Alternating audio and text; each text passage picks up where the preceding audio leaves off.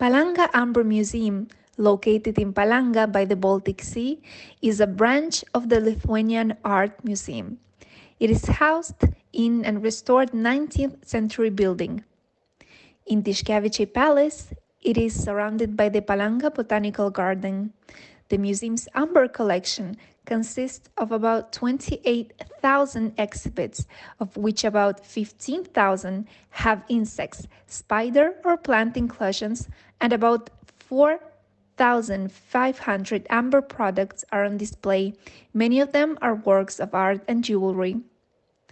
17th century amber workshops have been set up in Palanga, and workshops for this material have been set up in Bruges, Lübeck, Danzig and Königsberg.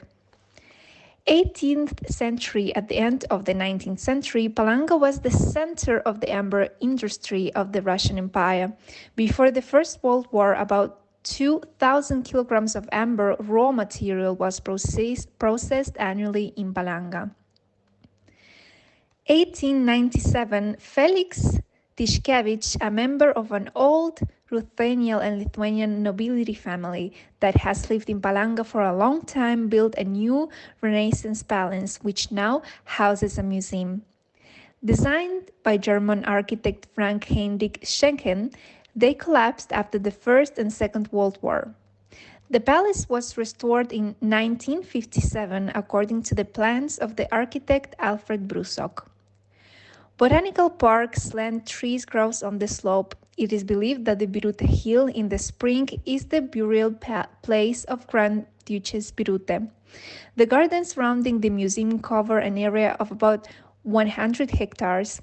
They were designed by the French landscape architect and botanist Edward André and his son René Edward André, assisted by the Belgian gardener Vincent de Coulon. Local historians estimated that they initially grew about 500 species of trees and shrubs, some of which were brought from the gardens of Berlin.